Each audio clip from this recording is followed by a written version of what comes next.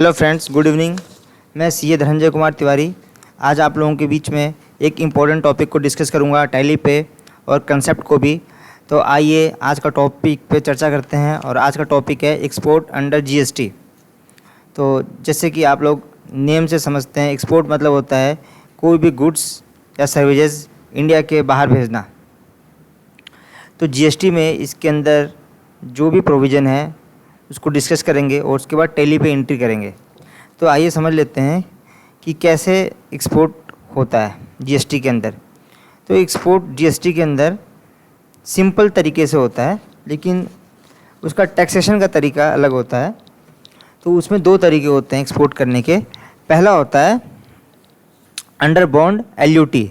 इसमें क्या होता है कि कोई टैक्स नहीं देना पड़ता और जो रिफ़ंड होता है इनपुट टैक्स क्रेडिट का वो मिल जाता है हम लोगों को। और दूसरा तरीका जो होता है वो होता है पेमेंट ऑफ इंटीग्रेटेड टैक्स, क्योंकि एक्सपोर्ट को जीएसटी एक्ट में आईजीएसटी के अंदर रखा गया है। तो उसके बाद उस पर आईजीएसटी का टैक्स लगता है और उसके बाद आईजीएसटी का जो आप पेमेंट कर देंगे उसके बाद उसी आईजीएसटी का आप रिफंड क्लेम कर सकते हैं। तो कॉमनली इसको दो तरीके से कर सकते हैं। जीरो रेटेड टैक्स, जो कि आईटीसी को रिसीव करने के लिए बनाया गया है कि आपकी आईटीसी ब्लॉक नहीं होगी और आप उसको रिसीव करके आपके पास आईटीसी लेजर में पड़ा रहेगा और उसका आप रिफ़ंड ले सकते हैं। या फिर जो भी गुड्स और सर्विसेज है उसके पर जो भी रेट एप्लीकेबल है उस रेट के अकॉर्डिंग उस पर टैक्स पे करिए और फिर उसका रिफ़ंड ले लीजिए। तो ये दो तरीके मुझे लगता है आपको समझ में आ चुके होंगे। इसके कुछ और कंडीशंस हैं, जैसे कि जो आपने गुड्स या सर्विसेज दी होगी वो इंडियन रुपीज़ में या फिर कन्वर्टेबल फॉरेन एक्सचेंज में रिसीव हो गई हो और ट्रांजैक्शन जो है वो सेपरेट एंटिटीज़ के बीच में होना चाहिए। इसमें दो अलग अलग लोग हों। अगर पर्सन सेम है, जैसे एक कंपनी की एक ब्रांच या सब्सिडरी फॉरेन में है और उसके साथ अगर हम गुड्स या सर्विसेज का लेन देन करते हैं तो वो एक्सपोर्ट में नहीं आएगी। तो आइए उसको टैली में देख लेते हैं। तो देखिए इसके अंदर कुछ आपको लेजर बनाने पड़ेंगे। मैं इस टैली में आपको एक्सपोर्ट भी बताऊंगा, इंपोर्ट भी बताऊंगा, लेकिन आज पहले हम एक्सपोर्ट को समझ लेते हैं। तो देखिए इसमें जो एक्सपोर्ट के अंदर जो लेजर बनाएंगे आप वो देख लीजिए। एक बैंक है, कैश है, एक्सपोर्ट टैक्सेबल है। ये एक्सपोर्ट टैक्सेबल जो है वो इंटीग्रेटेड टैक्स वाला है। देखिए इसको हमने रखा है एक्सपोर्ट टैक्सेबल में और हम ऐसा मानते हैं कि जो हम गुड्स सप्लाई कर रहे हैं एक्सपोर्ट में वो उस पर 12% का टैक्स लगता है। तो ये चीज़ देख लीजिए आप। उसके बाद एक सेल्स एक्सपोर्ट, ये under LUT letter of undertaking या बॉन्ड के अंदर है। तो इसमें देखिए आपको क्या करना है सेटिंग्स में, इसमें आपको एक्सपोर्ट एलयूटी बॉन्ड रखना है। उसके बाद एक पार्टी बना लेंगे जिसको हम एक्सपोर्ट कर रहे हैं। जैसे मैंने ये बना लिया है कनाडा पार्टी। ये सिंपल लेजर बनेगा। एड्रेस आपको फॉरेन का डालना पड़ेगा, फॉरेन का एड्रेस रहेगा, इंडिया का नहीं। इस पर हम अब एंट्री करके देखेंगे। तो देखिए आज जो है हमारी 6 मई है, तो आज के दिन हम इसको सेल्स की एंट्री करते हैं। तो यहाँ से हम आ जाते हैं सेल्स के वाउचर में। मैं दोनों तरह की एंट्री करता हूँ आपके लिए। तो देखिए हम इसको कनाडा पार्टी को सेलेक्ट करते हैं। यहाँ पे हम पहले सेल्स एक्सपोर्ट एलयूटी वाले लेते हैं। यहाँ पे हम सेलेक्ट कर लेंगे क्लासिफिकेशन में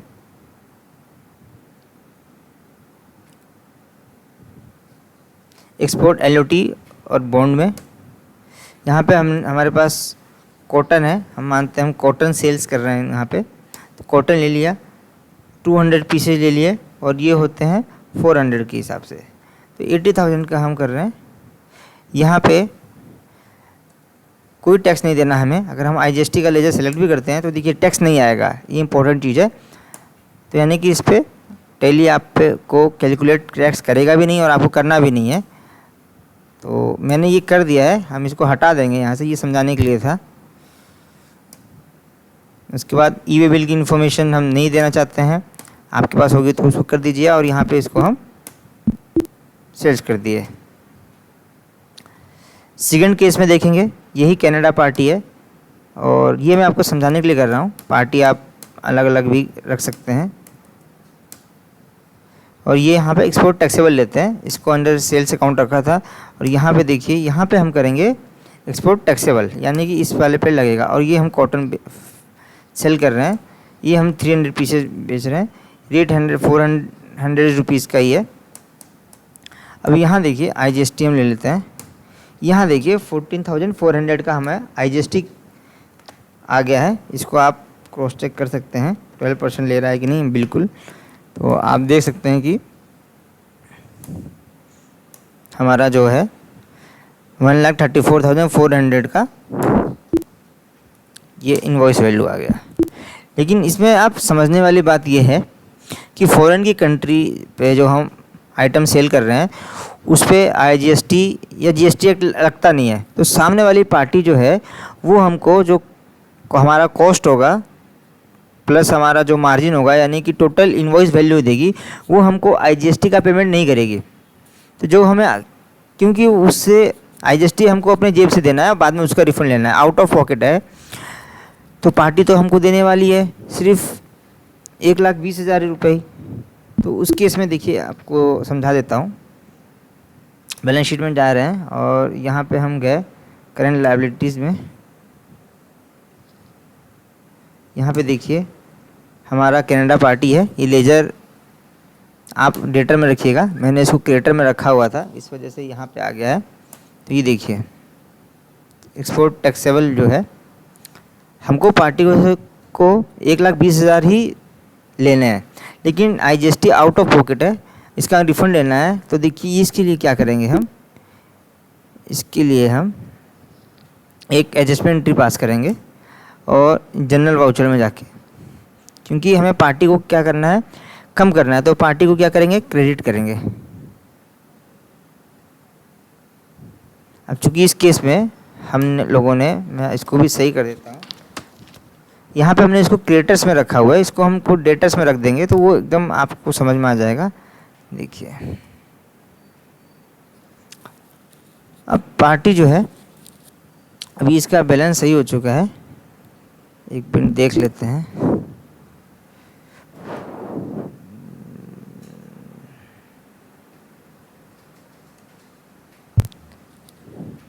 क्योंकि हमने यहाँ से कुछ परचेज भी करना देखा था, इसलिए यहाँ पे इसका बैलेंस आ रहा है। तो परचेज की एंट्री हम कर देते हैं डिलीट, तो आपको ज़्यादा आसानी से समझ में आएगा। अब देखिए, अब यहाँ पे एकदम सही बैलेंस आ रहा है, 2,40,400। एक हमने LU2 के साथ बेचा था, वहाँ पे 80,000 रिसीव करना था और यहाँ पे 1,20,000 हमें रिसीव करना था। लेकिन चूंकि IGST हमने लगा रखा है, इसलिए 1,34,400 हो रहा है। इसको हमें सही करना है। तो देखिए इसके लिए जनरल और इस पार्टी को अब क्रिएट करेंगे। तो यहाँ पे एक लेजर बनाएंगे,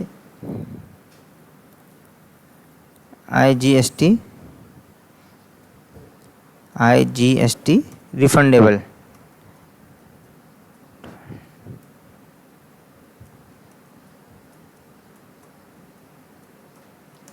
ये रहेंगे करंट एसेट्स में, क्योंकि मिलना है गवर्नमेंट से हमें 2-4 महीने बाद। कितना मिलना है, 14,400। और इस पार्टी का बैलेंस कम करेंगे, ये कनाडा पार्टी है, तो यहाँ के इसका बैलेंस अब 2 लाख रुपीज़ ही मिलना है हमको। अब हमें किस के अगेंस्ट रेफरेंस कर रहे हैं, तो इस वाले बिल के अगेंस्ट हम रेफरेंस कर रहे हैं, क्योंकि यहाँ पे 1,20,000 लेना था, लेकिन IGST की वजह से इसका बैलेंस बढ़ चुका था। तो यहाँ पे हो गया 14,400। तो यहाँ पे हो गया एडजस्टमेंट एंट्री पास की नरेशन आप लिख दीजिएगा। अब देखिए क्या होता है बैलेंस शीट में। देखिए यहाँ पे देखिए करंट एसेट्स में अब पार्टी से मुझे 2 लाख रुपए लेने हैं और यहाँ पे गवर्नमेंट से जो रिफंड लेना है 14,400 लेना है। तो ये चीज़ें आपकी अब मैच हो चुकी हैं और ये देखिए, अगर जीएसटी रिपोर्ट में देखेंगे तो जीएसटीआर 1 में देख लेते हैं। मई वाला मंथ सेलेक्ट करते हैं। ये देखिए,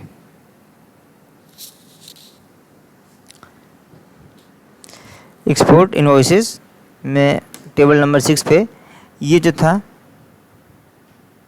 अंडर एलयूटी था 80,000, ये डिटेल आ गया। और दूसरा जो था विद पेमेंट ऑफ टैक्स पे 1,20,000 टैक्सेबल वैल्यू और इंटीग्रेटेड टैक्स 14,400, जिसका कि हमें रिफंड हो जाएगा।